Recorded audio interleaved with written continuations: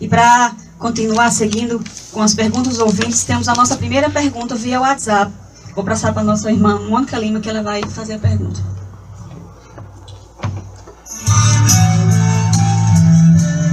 Boa tarde a todos os ouvintes, boa tarde a todos que estão aqui presentes na Rádio Liderança FM 87,9.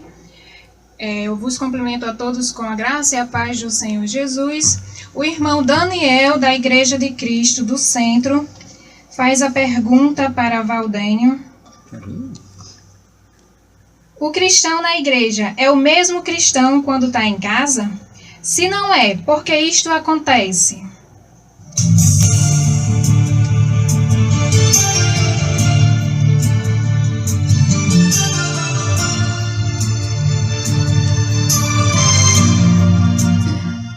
Parabéns, irmão Daniel, pela pergunta. E com certeza o cristão é o mesmo, né? Porque o cristão ele não tem esse espírito de metamorfose, né? Agora, porque a luz é a mesma que brilha em casa, como você disse aí, na rua, no trabalho, na escola e no templo. É o mesmo. Agora, a diferença que tem se constitui na liberdade que o cristão tem. Por exemplo, nós aqui do programa Remanescente, quando vamos citar algum caso, dar exemplo de alguma coisa, a gente poupa o nome para evitar direito de resposta. Ou seja, a minha liberdade aqui nesse microfone é condicional. Eu não posso dizer o que eu quero. Eu tenho que dizer o que eu posso dizer, né? Então o cristão é o mesmo, mas com comportamento diferente, com diálogo diferente, com ações diferentes do lugar que ele esteja. Porque o cristão tem as variáveis todas, né? Mas que essas variáveis que é inerente a ele não possa deixar escandalizar a luz que brilha nele, né? Então é o mesmo, mas repito, com as diferenças que eu acabo de mostrar ou exemplificar para você e para todos que, como você, faria esta pergunta também. Eu cumprimento a todos com a paz do Senhor. E eu tenho uma pergunta para o irmão Paulo Moreira. Graças a Deus. Certa pergunta, esse texto é um texto muito maravilhoso, tem muita coisa para se explorar, mas eu quero começar a minha pergunta para o irmão Paulo, e a pergunta é essa. Se era tradição ou costume daquela época receber um visitante com ósculo, com lavar de pés, por que Jesus, o dono da casa, não fez isso, não ofereceu essa hospitalidade assim tão carinhosa com Jesus?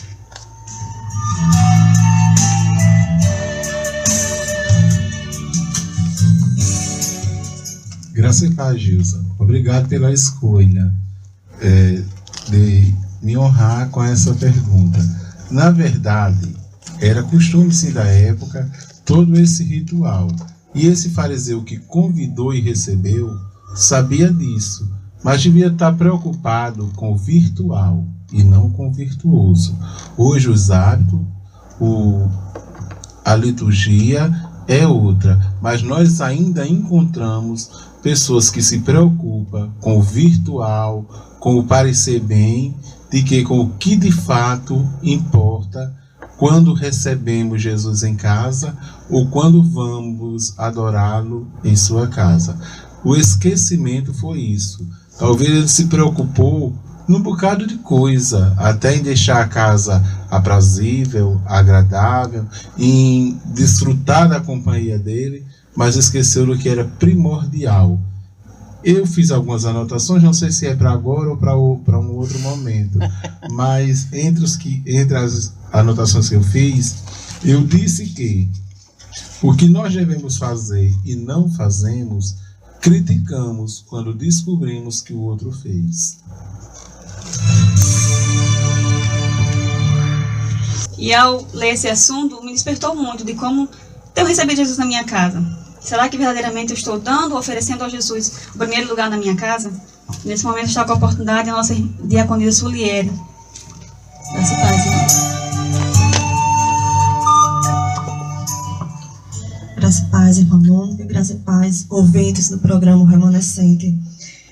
Estudando esse texto, nós podemos ver que essa mulher, ela nos mostra 4 atitudes que ela teve, que ela fez, quando esteve diante do Mestre. E eu quero perguntar ao irmão Valdênio, o que essas atitudes nos deixam como lição?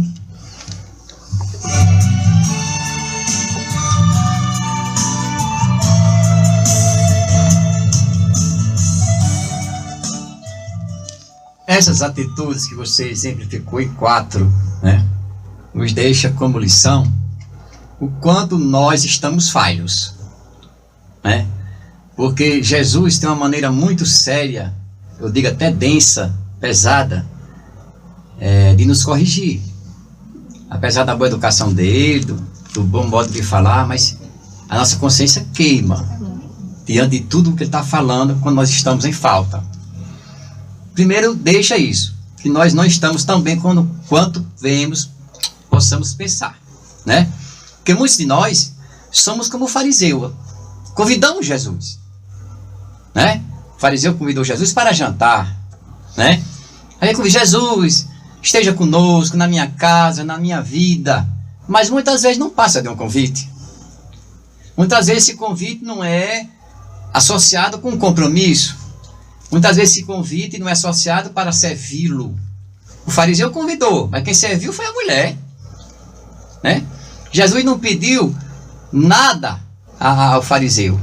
E a mulher deu tudo sem Jesus pedir nada à mulher. Então a mulher pregou o evangelho genuíno, com as suas ações, com as suas atitudes. Gente, não era fácil, uma mulher pecadora. Imagina aí, a Bíblia diz no texto que a cidade conhecia esta mulher pela pecadora. Que currículo, né? Era discriminada, né? Era desprezível.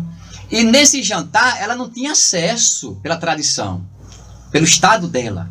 Mas ela rompeu barreiras, mais uma barreira, rompeu. E para provar o seu estado, irmã Soliele, a Bíblia diz que ela entrou por trás. Quem está no pecado não pode ficar na frente. Olha o estado do pecado. Entrou por trás, chorando, clamando, né, e agindo e pedindo perdão. Mas quem entra por trás, na sua posição, chorando, derramando lágrimas, com certeza termina achando o perdão de Jesus também, né? Louvado seja o nome do Senhor. Então, irmã Suliana, não sei se você está satisfeita com a resposta. Essa atitude mostra para mim e a cada um de nós que não estamos tão bem. E o mestre está nos corrigindo com coisas que a gente ainda não está fazendo, que outros, que era para ser nós, estão fazendo, né? Esse é o meu ponto de vista. Mas você tem a réplica.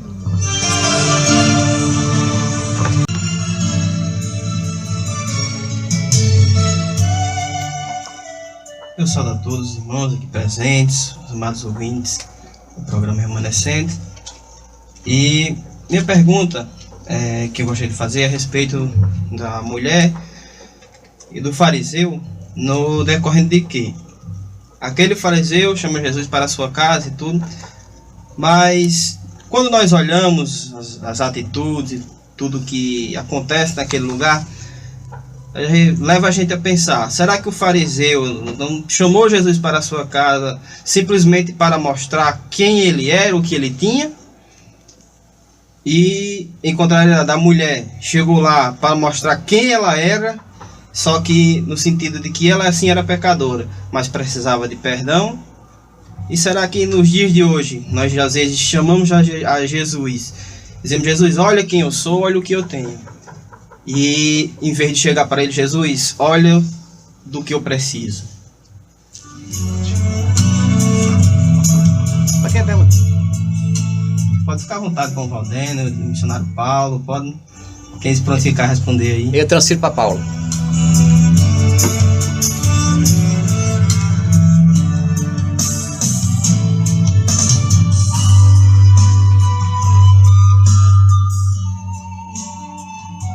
José Valdênio, ou vocês me amam muito ou querem me pegar pelo pé. Obrigado. Os dois.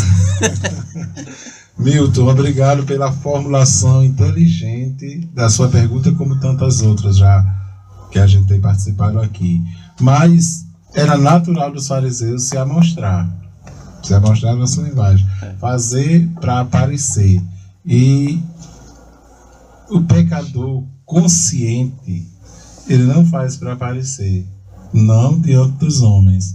Ele faz para chamar a atenção de Jesus, dado a sua necessidade.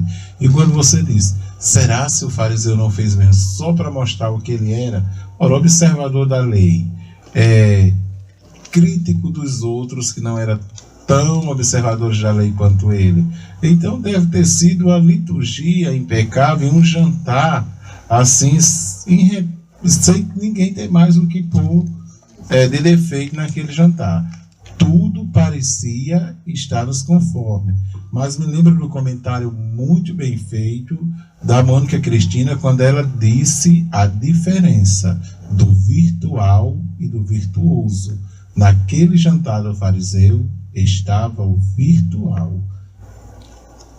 Vou parar por aqui, eu ia dizer umas coisas.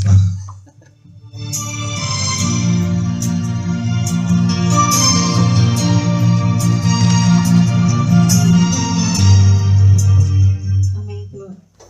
A resposta do irmão Paulo, que Deus abençoe grandemente. E eu também queria fazer uma pergunta ao irmão Valdênio. Qual a diferença de ter Jesus por perto e estar perto de Jesus?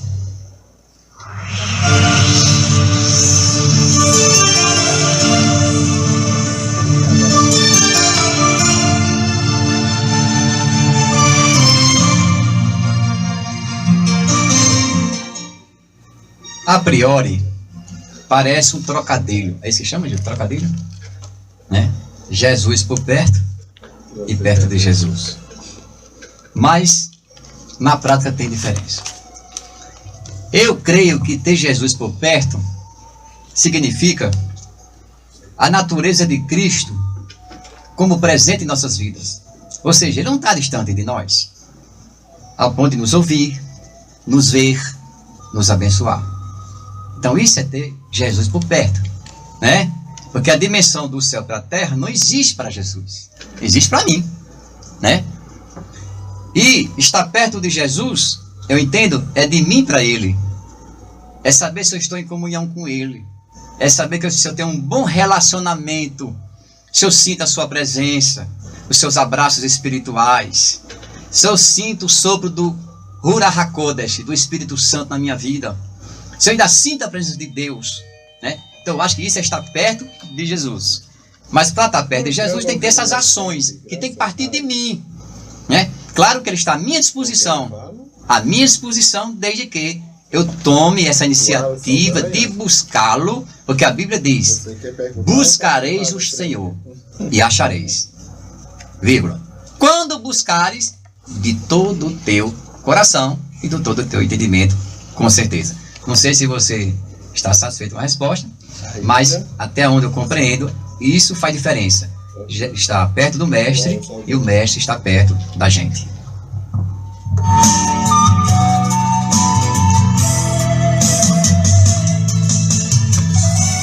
Muito bem respondido, Silvio. E muito interessante porque nesse texto tem relatado a nossa vida diante de Cristo. Nós somos falhos, somos errantes. E o mais lindo de tudo isso é que Ele tem um desejo enorme em que nós possamos um dia estar junto com Ele no seu lar, dividindo o mesmo Pai para com cada um de nós. Isso que me chamou mais atenção em todo esse texto, enquanto eu estudava, despertou muito o sentimento de que cada dia mais eu possa estar com meu Jesus dentro do meu lar. E que nós, como cristãos, venhamos desempenhar esse papel verdadeiro de cristão diante de Jesus Cristo, que tantos feitos tem feito em nossa vida. Eu quero agradecer ao irmão Valdênio pela oportunidade. Não, hora não. Não sei, já estou agradecendo. Sim, então, sim. Você que não tem dúvida, não. E, assim, porque esse tema despertou muito em mim, como eu falei. Na questão, parece que Jesus estava falando comigo. Será que muitas vezes eu estava verdadeiramente chamando Ele para dentro do meu lar, ou estava apenas na porta da minha casa e não tinha entrado ainda? Então, é muito importante essa questão de virtual e virtuoso, que ao mesmo tempo nos abre os nossos olhos.